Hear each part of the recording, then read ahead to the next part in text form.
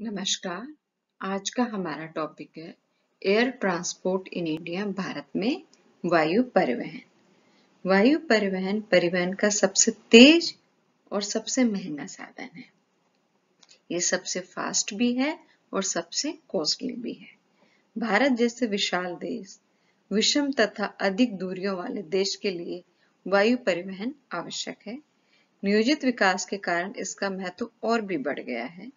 इसके अतिरिक्त भारत का अन्य देशों के साथ संपर्क स्थापित करने के लिए वायु परिवहन की सुविधा होना अत्यंत आवश्यक है। भारत में इसकी शुरुआत सन 1911 में इलाहाबाद एवं नैनी के बीच प्रथम उड़ान के साथ हुई थी, लेकिन वास्तविक विकास प्रथम विश्व युद्ध के उपरांत हुआ। देश के विदेशों के साथ औद्योगिक विकास में योगदान बढ़ने पर इसमें तेजी आई।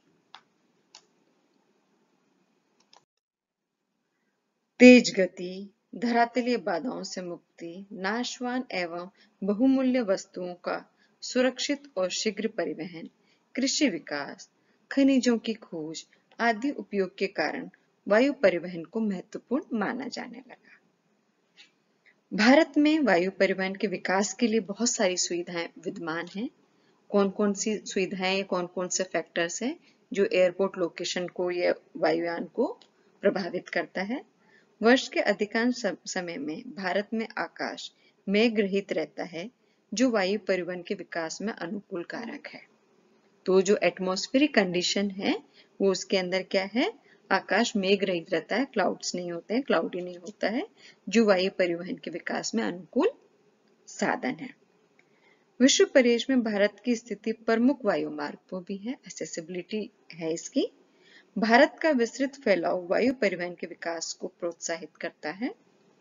एल्यूमीनियम की पर्याप्त उपलब्धता के कारण वायुयान बनाने में समस्या नहीं होती, रॉ मटेरियल हमारे यहाँ पे है। इसके साथ ही इसके लिए पर्याप्त तकनीकी ज्ञान भी यहाँ पर उपलब्ध है। हवाई अड्डा बनाने के लिए पर्याप्त समतल और कठोर भूमि भी उपलब्ध है। जो हमें availability of land for expansion चाहिए वो भी यहाँ पे है, टोपोग्राफी भी है, एसेबिलिटी टू ग्राउंड ट्रांसपोर्ट, ये सब की सब सुविधा यहाँ पर उपलब्ध है।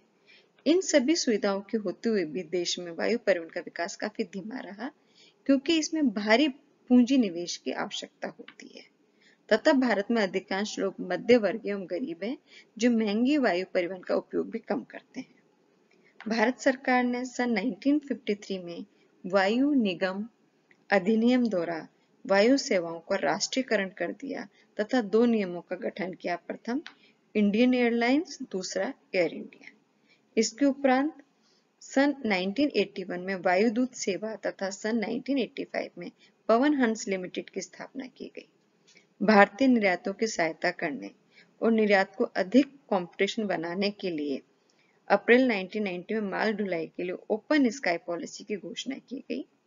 1995 में भारतीय विमानपत्तन प्राधिकरण का गठन किया गया, जिसका प्रमुख उद्देश्य हवाई सीमा में विमान यातायात पर कारगर नियंत्रण सेवाएं व वैमानिक संचार सेवाएं उपलब्ध कराना, सभी हवाई अड्डों पर सुरक्षित एवं सक्षम विमान यातायात सेवाएं, संचार व्यवस्था या नौवहन सहायता उपलब्ध कराना, वायु सेवाएं,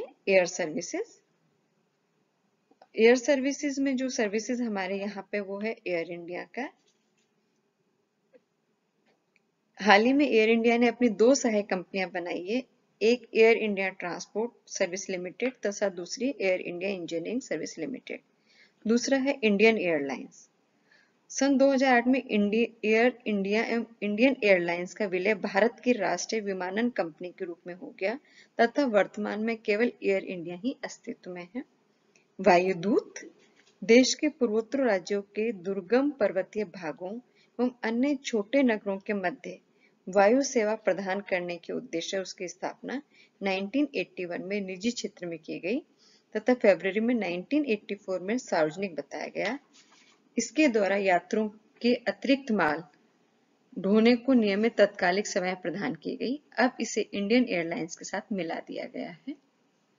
Pawan Hans helicopter corporation of India Bharat में तेल व प्राकृतिक गैस की स्थापना की खोज के कार्य को तेज करने के उद्देश्य से ये हेलीकॉप्टर सेवाएं आरंभ की गई। मुंबई हाई तेल क्षेत्र में तेल एवं प्राकृतिक गैस आयोग ONGC और चेन्नई के हार्डी एक्सप्लोरेशन की सहायता के लिए पवन हंस के लिए हेलीकॉप्टर उड़ान भरते हैं। साथ ही ये अपनी सेवाएं अरुणाचल प्रदेश, मेघालय, सिक्किम, अंडमान निकोबार द्वीप समूह एवं लक्षद्वीप, त्रिपुरा एवं अन्य राज्यों को भी दे रहे हैं। इसमें जो है national aviation company of India limited के अलावा बहुत सी निजी कंपनियां भी है।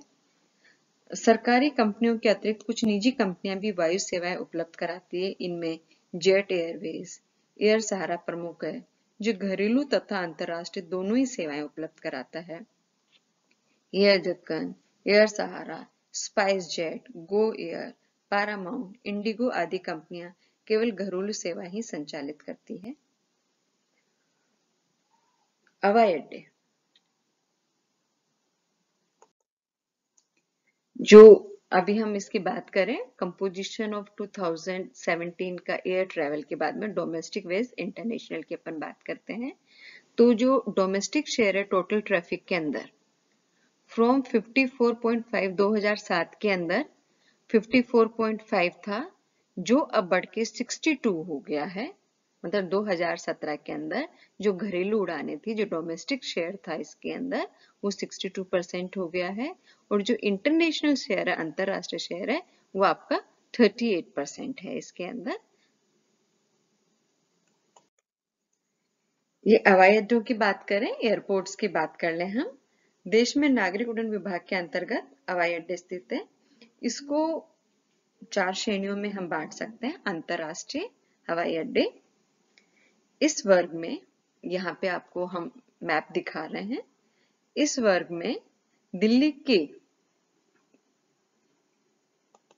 ये आपका दिल्ली रहा, ये रहा, इस वर्ग में दिल्ली के इंदिरा गांधी और पालम अंतरराष्ट्रीय हवाई अड्डा, कोलकाता का, ये कोलकाता रहा, कोलकाता का दमदम सुभाष चंद्र बोस, मुंबई का, ये मुंबई रहा, मुंबई का सांताक्रूज छत्रपति शिवाजी, चेन्नई का, या चेन्नई रहा, चेन्नई का मीनाबक्कम हवाई अड्डा सम्मिलित है।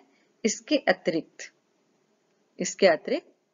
बेंगलुरु, बेंगलोर के अंदर है, हैदराबाद, हैदराबाद के अंदर इसका आ गया, ये नागपुर में आ गया, वाराणसी में आ गया, लखनऊ है, जयपुर में भी है, अमृतसर में भी है, श्रीनगर में भी यहाँ आ गया, गुवाहाटी में आ गया, गोवा आ गया, कैलिकट, कोची, तिरुवनंतपुरम, तिरुचिरापल्ली और कोयम्बटूर, इन सब के अंदर, इसके अलावा इसके अतिरिक्त बेंगलुरु, हैदराबाद, गोवा, अहमदाबाद, नागपुर, जयपुर, श्रीनगर, अमृतसर, गुवाहाटी, कोचीन आदि के हवाई अड्डों को भी अंतर्राष्ट्रीय दर्जा मिल चुका है। ये अंतर्राष्ट्रीय हवाई अड्डे हैं जो हम इस मैप के अंदर देख रहे हैं।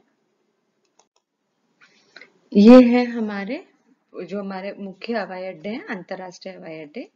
और प्रमुख वायु मार्ग जो है, आंतरिक वायु मार्ग, भारत के प्रमुख आंतरिक वायु मार्ग है, वो है दिल्ली, अमृतसर, जम्मू श्रीनगर, दिल्ली, कानपुर, इलाहाबाद, कोलकाता, दिल्ली, लखनऊ, वाराणसी, पटना, गोरखपुर, कोलकाता, दिल्ली, नागपुर, हैदराबाद, चेन्नई, दिल्ली, जयपुर, जोधपुर, उदयपुर, अहमदाबाद, मुंबई, दिल्ली, जयपुर, उदयपुर, मुंबई, मुंबई, बड़ौदा, अहमदाबाद, मुंबई, इंदौर, अहमदाबाद, मुंबई, नागपुर, कोलकाता, मुंबई, पुणे, बेंगलुरु, चेन्नई, बेंगलुरु, कोयम्बटूर, कोचीन, त्रिवेंद्रम, कोलकाता, अगरतला, कोलकाता, गुवाहाटी, तेजपुर, जोरहाट, लीलाबाड़ी, मोहनबाड़ी।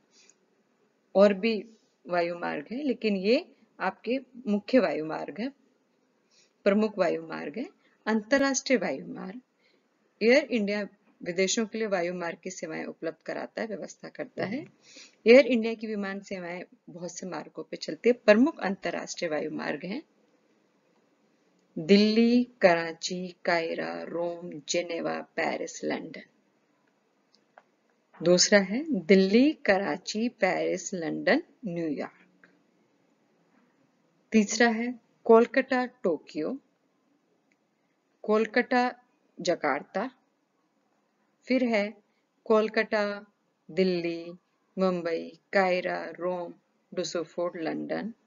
फिर है मुंबई, कराची, अदन, नैरोबी। फिर है मुंबई, अदन, कायरा, लंदन, न्यूयॉर्क। ये प्रमुख आपके वो हैं अंतरराष्ट्रीय वायु मार्ग है। Thank you.